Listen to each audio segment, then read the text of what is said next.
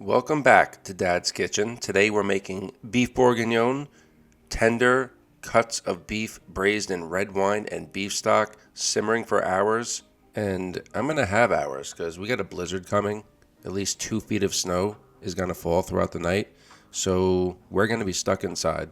So I figured what better day than to make a beautiful beef bourguignon that's going to stew all day. Hopefully the kids don't turn into zombies being on the screens all day, but I mean, what are we going to do? We're all just trapped here, so I'm just going to let it slide today.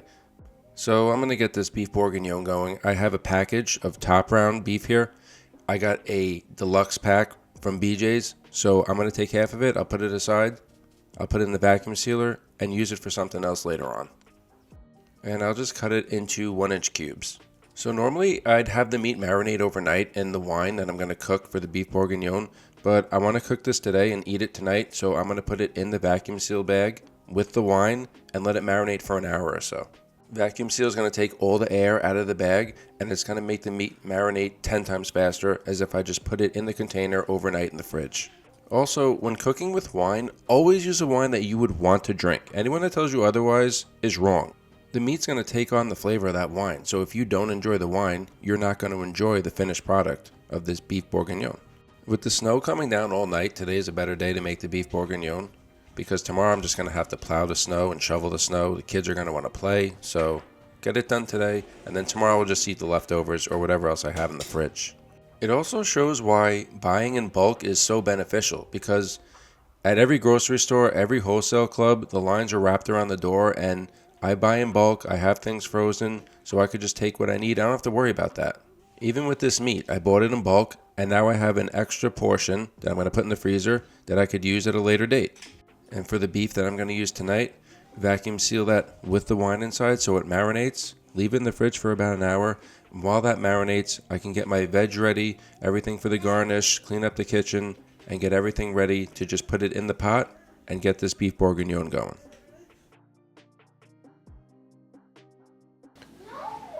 It's a blizzard outside. We're all just stuck inside. So, beef bourguignon, good cold weather dish. Let it stew all day. Hopefully these children eat it, because we're going to be stuck here for at least a couple of days. So this marinated, good hour, it's ready to go. And I'm going to drain the liquid from this and sear it in the pot we're going to use, and then cook our vegetables in it. Let this stew 2.5 to 3 hours. Keep the liquid though. We're going to braise the meat in this liquid with some beef stock, some beef base, a little tomato paste, and that's going to simmer down and be our sauce.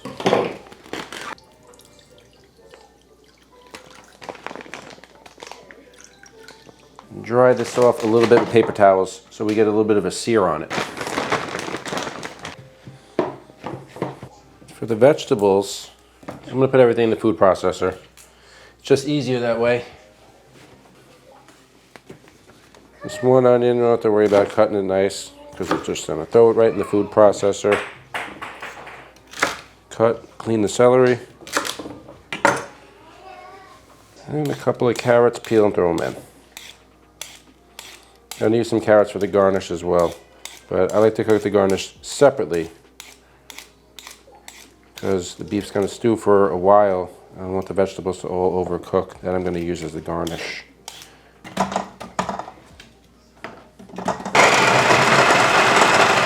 Put that aside, preheat the pan, and get the meat seared. And just salt to start the meat, because it's going to be braising for a while. You don't want to over salt it. You can always adjust the seasoning later. There's going to be a lot more ingredients added to the bourguignon. Just a little avocado oil. And just get some color on it. Don't crowd the pan, because then it'll just steam. Won't get any color on it. So I'll do this in 2 batches. And patience will pay off. So that's good color right there. Flip them over, let them go another couple minutes, and then we'll do the other half of the meat. And everything on the bottom, we're going to scrape that off when we add the vegetables we put into the food processor. Hey, buddy. What are you doing? You don't know?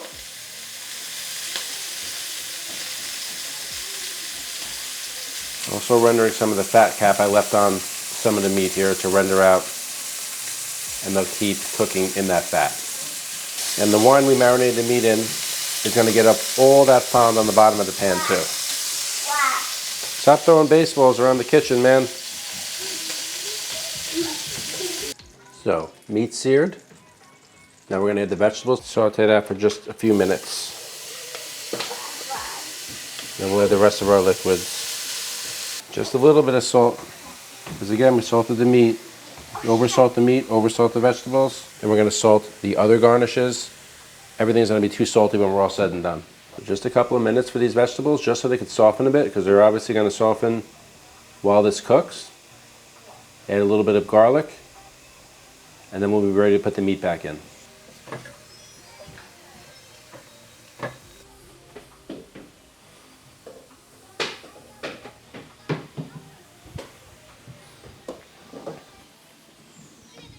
Hey, what are you doing with the ball? Ball? Oh boy. So our vegetables are softened, garlic's cooked through, add our meat back, tomato paste. Make sure you cook that off for a couple of minutes.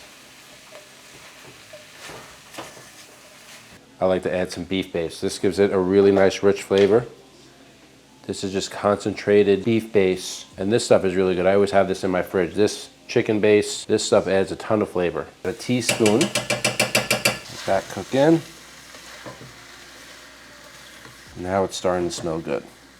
Now we can put the heat up a little bit, add back our wine, the meat marinated in, come to a boil, and then we'll add some beef stock, and then let this go. Cover it, simmer a couple of hours. Check on it after about an hour, hour and a half.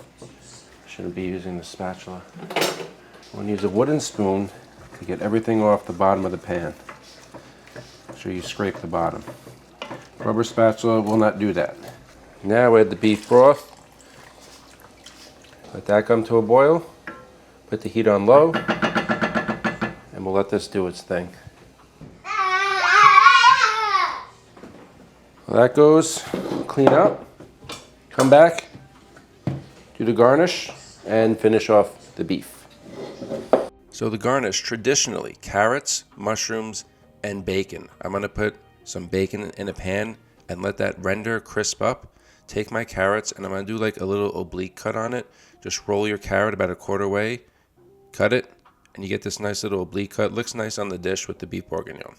I like to use pearl onions too, but I don't always see the frozen pearl onions in the store, just the jarred ones. And they're in like a brine, doesn't taste as nice. So I like the frozen ones, but I couldn't get them. The mushrooms, take the stem off, and then I just grab it and peel. No need to wash them, no need to get a damp paper towel. Just peel it off, and that layer has all the dirt on it, and you'll have a nice, perfect, clean mushroom.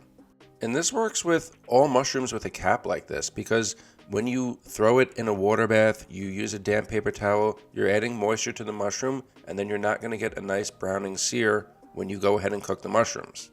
And once all the fat's rendered from this bacon, we're going to cook the mushrooms in that bacon fat for added flavor. I kind of like having everyone home because it gives me a chance to cook a dish like this. Usually during the week with everyone with school and work and all their other activities, there's no time to make a dish like this. So it's nice to take advantage of a blizzard that I'll have the time to make a dish like this. I want to keep the mushrooms relatively large because they are going to shrivel up a bit as they cook. About the same size as the carrot. You want all the garnish to be somewhat the same size. It looks nice on the plate. Bacon's going, it's almost done.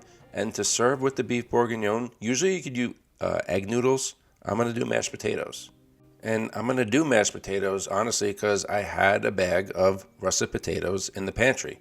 I'm going to make gnocchi sometime later this week, so why not use some of the potatoes for this dish? Just add the potatoes to some cold water, a little bit of salt, and let that come to a boil. Now we could check the seasoning. On the beef bourguignon, needs a little bit of pepper. Add some of that and let that continue to go. Bacon's rendered out, crisped up. Put that on a plate. Keep that fat in the pan. Oh, and I also have my carrots simmering in some water to soften. We're coming in the home stretch here. We got the kids off the screens. They're going to color at the table for a little bit. But the other guy, forget about it. He won't sit down. He wants a screen. And he's hard to control. He's at that age. Let the fat from the bacon get hot before adding the mushrooms because we want to get color on the mushrooms. We want to get a sear. Add a little bit of salt. Again, be mindful of the salt. Everything's getting seasoned, so when you put it together, we don't want it too salty. That's the color we're looking for. Now we're really in the home stretch. Start getting everything ready for plating. Now I have some butter and half getting hot here on the stove for the mashed potatoes. You want to make sure that's hot.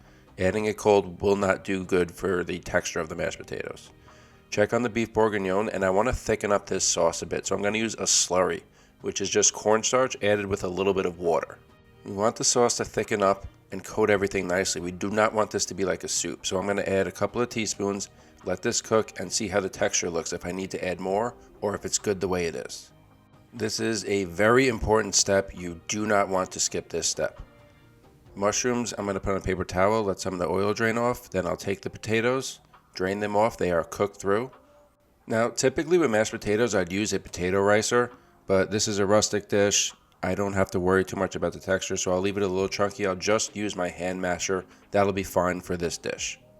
Take that mixture of half and melted butter that's hot and start to gradually incorporate that into the mashed potatoes until you get the texture that you like. Then you can just season to taste and the mashed potatoes will be all ready. So by now the cornstarch slurry mixture should have thickened the sauce up a bit, which it did. That is the consistency you're looking for. If it does not have that consistency, add a little bit more of that slurry, a teaspoon at a time. The carrots I'm going to add right back to the pot here, mix that in, and then everything will be ready to plate. I don't add the mushrooms in the pot. I want them to stay a little bit crispy, so they're going to sog up if they just sit in the sauce too long. On the plate, put the mashed potatoes on the side here. I don't put it underneath the beef because I want to be able to take that mashed potatoes and kind of dip it in the sauce as we go. Put some of the beef, then some of the mushrooms, and then more of the beef with that sauce.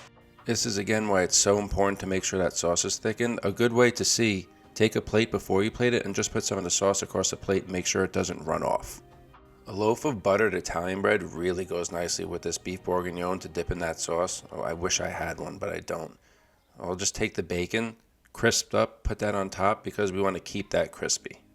Thanks so much for watching, and if you're looking for a good breakfast idea, I'll put here on the screen my video for 6 unique recipes for overnight oats.